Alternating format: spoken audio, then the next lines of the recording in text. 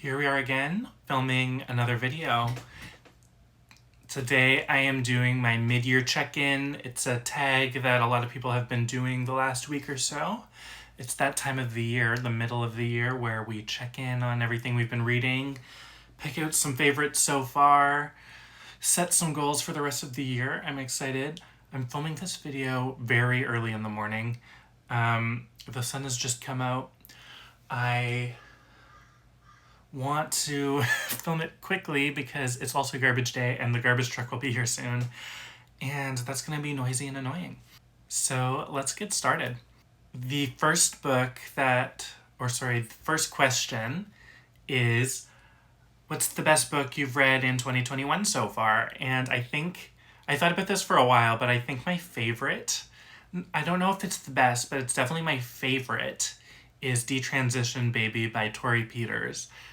This is a book about the relationships between queer people and straight people, and the more I think about it, the more I find that book really understands the root of how queer life is so difficult for people to understand if they're not ingrained in it. And I think it's a beautiful story about that, and about transness, and about kind of how we treat each other. And it's just such a beautifully done story. It's not like anything that I've ever heard of before. So I'm really impressed by it. And yeah, I think Detransition Baby has to be my favorite book of the year so far. Question 2, the best sequel you've read so far in 2021. I haven't read too many sequels this year, but I have been pretty deeply ingrained in the Shadowhunters books. So I'm going to say, first off, that my favorite of the Shadowhunters books that I've read so far is this one, Queen of Air and Darkness. I only finished this yesterday, but this was the most interesting story of all of them so far, I think. It's got adventure, it's got romance, it's got so many diverse characters, it's got alternate universes. This book went places that I didn't expect this series to go, and I'm really excited to finish the rest of the books now. But I had to mention that just because I've been in like Shadowhunters mode for most of the year. It's kind of a defining reading experience for me the last few months. I have to say that my favorite sequel that I've actually read this year is The Mask Falling by Samantha Shannon. This is the 4th book in the Bone season series. This one was amazing. This is the best one by far. This only came out earlier this year. Samantha Shannon has created such an interesting and complex world in the Bone season series that by the time we get to this one, the 4th book, we really understand how the world works finally. So the intricacies can really play into the plot. It makes the story so much more exciting. I think her writing has also just improved. And this book is action-packed, fast-paced, a bit different from the rest of the series, but still so interesting. I loved this one so much. This revamped my love for this series. All right, new release you haven't read yet, but want to. I have to say Filthy Animals by Brandon Taylor. This is a collection of short stories that are all kind of interconnected. Lots of people have read this one already. It just came out this week. My copy is in the mail. I'm anxious for it to get here so I can read it. I think once it shows up, I'm going to drop everything and read it right away. I haven't read a ton of Brandon Taylor. He only has one other book, which is Real Life, which is still on my reading list. I still have it in my queue. But he also had a short story in Kink, the short story collection, and it was my favorite one in that collection by far. So I'm really excited to read more of his work. Everyone seems to love it. I see other channels talking about how much they love Brandon Taylor all the time. So shout out to you Brandon Taylor lovers. I'm going to join you soon, I think. All right, most anticipated release for the second half of the year. I think a lot of people are going to put Sally Rooney. I'm not a huge Sally Rooney fan. I've only read Normal People. She has a new book coming out later this year. I'm probably going to read it. I don't want to feel left out. But I think my actual most anticipated book is called Misfits by Michaela Cole. Michaela Cole, if you don't know who she is, she wrote and starred in the series I May Destroy You, which was such an incredible series that aired, I think, a year or two ago. This is a memoir that she wrote.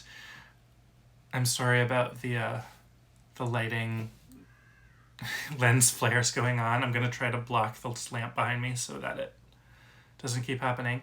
But yeah, Michaela Cole, she's an incredible writer, an incredible actress. I'm so excited to read her memoir.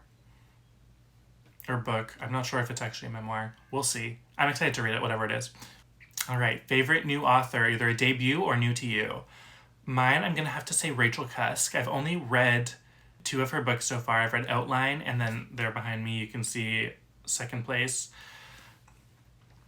I really like her. I feel like we're having like a summer of Cusk in the online book community since Second Place came out. She is very introspective and makes a lot of really interesting observations about the world and people, but it doesn't feel as pretentious as it could be. And I really like that. I also really like that her writing is a bit sparse. Her books aren't very long, and they're kind of a little bit autobiographical. So I really like that she integrates her own experiences and her own thoughts into her work the way that she does. Question 8 is newest fictional crush. I don't know. I don't really get crushes on fictional characters, I don't think. So I'm going to skip that question. Oh my god, I'm still so tired. I'm sorry. Oh my god, the crows outside. Can you hear them? I don't know.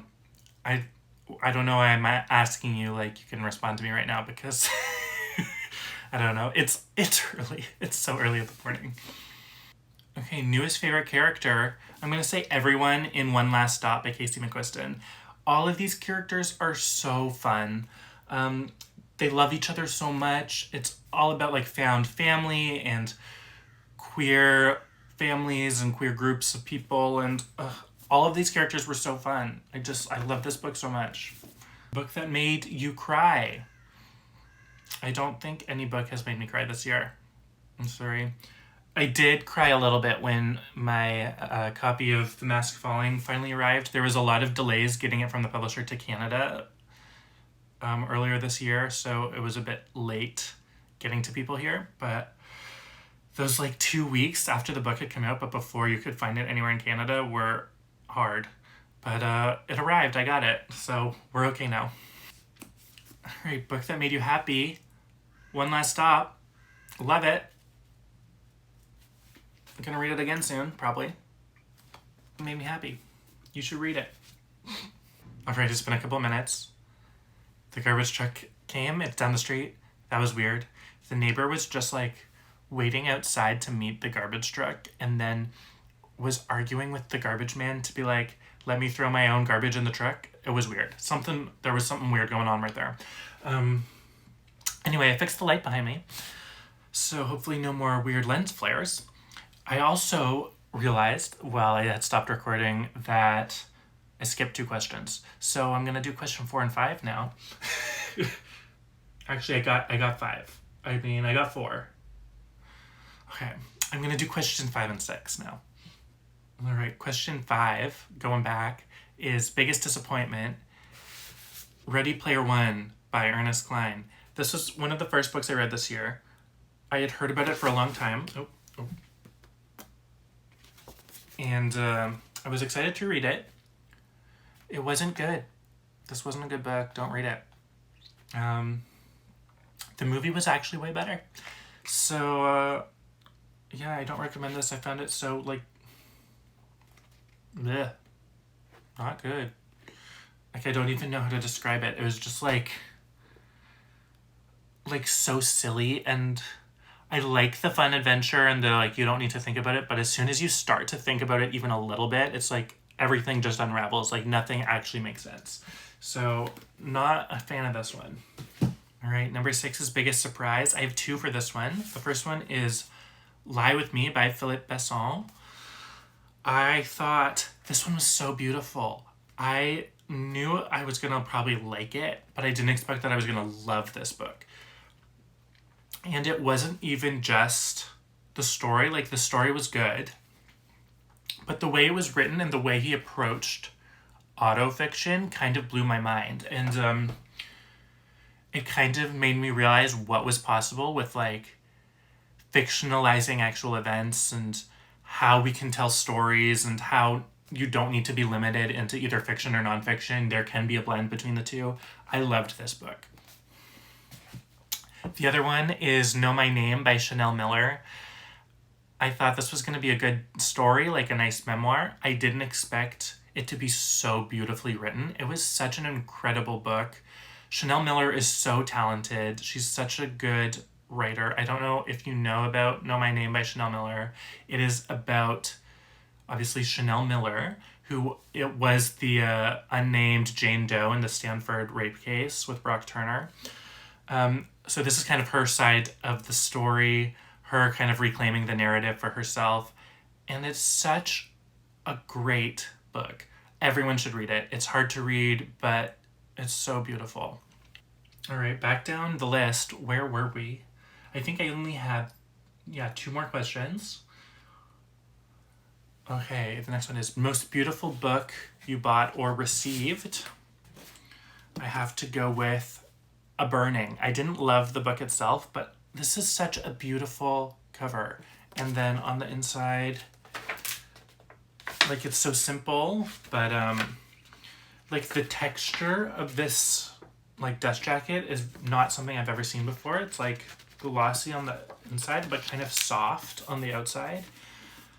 And I think that this cover is just stunning. Like, isn't that beautiful?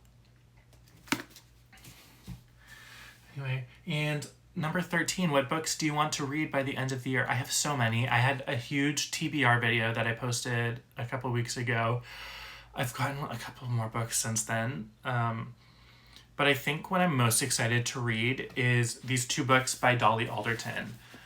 We have Everything I Know About Love, which is like a memoir, and Ghost, which is a novel.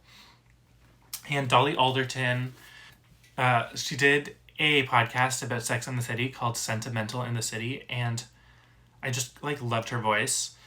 So I'm really excited to read her books, and I think they're going to be really good. I have high expectations for these ones. Anyway, that's my mid-year check-in. Let me know what your favorite book of the year has been so far. What should I be reading?